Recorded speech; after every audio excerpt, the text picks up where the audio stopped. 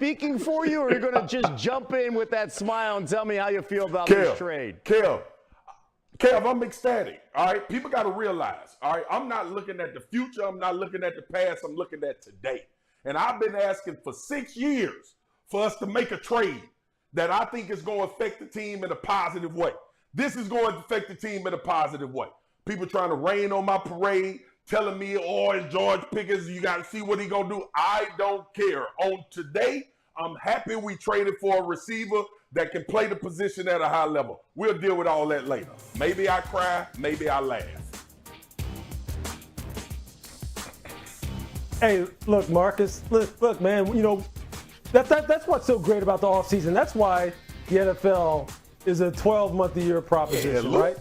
Because even now, with no games being played, you feel like you've won. You feel like you've won. Cowboy Nation feels like they've won. And you know what? On paper, man, this is a real good look. It is. It makes sense. If you just look at this totally from a team-building standpoint on the field, this makes total sense.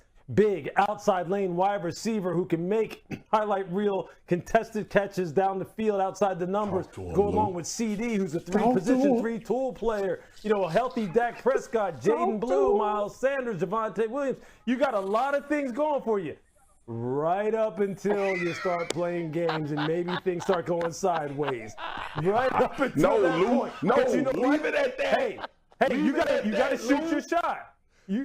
Exactly. You got to shoot your shot, ride the wave right now, go get your Cowboys gear, put your Cowboys jersey on, and just ride it. Let you live, Marcus. I'm going to let you live today. Well, Lewis, no. I do want to get your thoughts on that last comment, right? You're the best hype man for Marcus in the offseason. Why will it change in the regular season? Why will that jersey go back in the closet? Don't do that. Why? Don't do that, Kel. Don't do that. Well, you know what? Don't do that to me, y'all. There's no telling. The question is this, though. Here's the thing in all seriousness, and I know we're going to have a lot of fun with this over the next couple of months. But the question is this. Look, everyone on the outside of the Cowboys organization, Brian Schottenheimer, the new head coach, inside the organization has talked about the fact that it's about culture, and we know that it is. We know that it's about some kind of relative harmony within a locker room where everyone's kind of rowing in the same direction.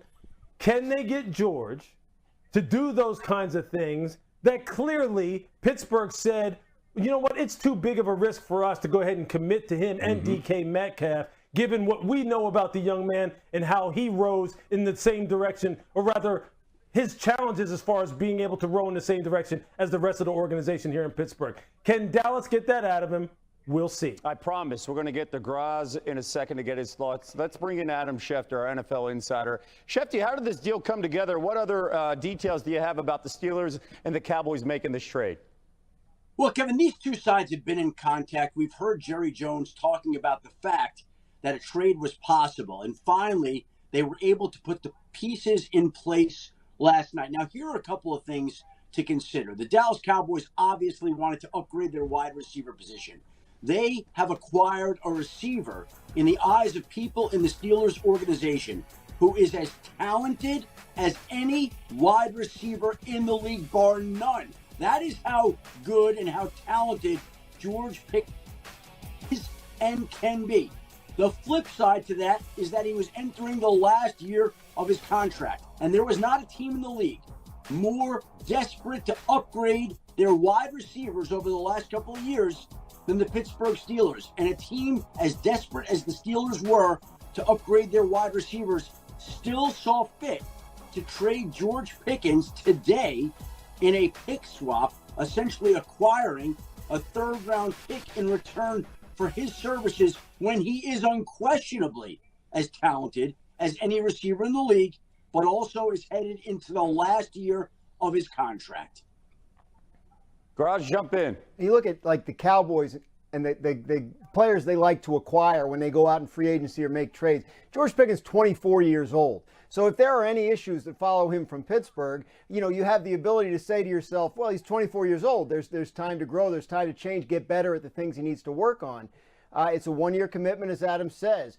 But the Cowboys were talking to a lot of different teams about different wide receivers before the draft.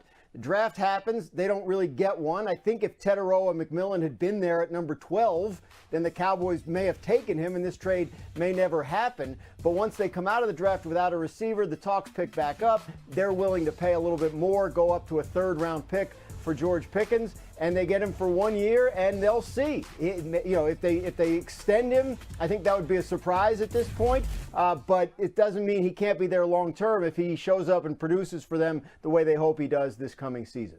Since trading Amari Cooper, they've been looking for a number 2 to join CeeDee Lamb, because when you look at the numbers, every defense knows cover 88, and still CeeDee Lamb has been fantastic over the last 2 years. How about over 2,000 more receiving yards than the next closest Dallas wideout in Brandon Cooks?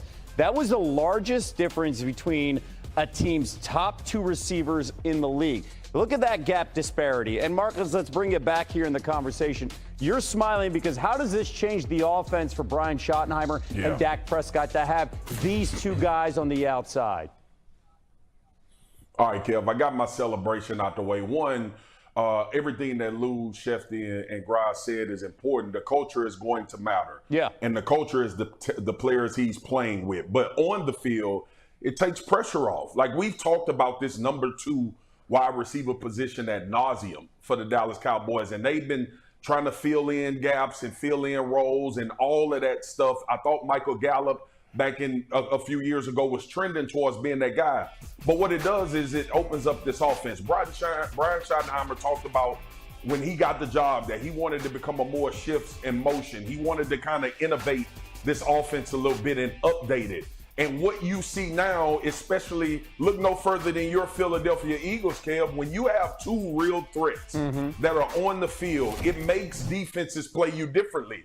And you win before the actual snap. So that's what I'm thinking. The excitement comes from that. Matchup problems. Who do we leave one-on-one when we double CeeDee Lamb? We have a guy that we know can win on the outside. Everything revolving around this George Pickens trade is about his availability, and is he going to bring a maturity that's needed in order to stay on the field and be available for games. If he does that, this offense is going to be a problem with those 2 guys on the outside. Yeah, look, I remember Devontae Adams one time. I asked him the question. I said, what really defines a true number 1 wide receiver in your mind? Because we all have subjective opinions about what does that look like. And so quite honestly, George has exactly the characteristic that Devontae had told me at that time, which is a guy who can line up outside the numbers where the boundary is right there. So he doesn't have the whole middle of the field to work with. He is literally confined to a tight space. He's going to be faced with man coverage. And this guy can just win in a contested environment time after time after time. That's what he can do. It's just one-on-one. Whether he's covered or not, you can throw the football to him and he can make the play. George can do that. That's why people talk about George the way in which they do, which is he's as talented as any wide receiver in the NFL. That has never been a question about George Pickens. His talent has never been a question. For you, though, to feel as though it isn't worth the risk, or rather the risk is too great for you to wind up extending this young man, whether or not you have DK Metcalf or not. This was a guy who was homegrown. Okay, he was picked by the Steelers. Right. Mike Tomlin was mentoring him. For him to go ahead and move on from him at this point in time raises a red flag. It just does. But his talent is unquestioned, and that's exactly what Dallas was looking for. And there's some historical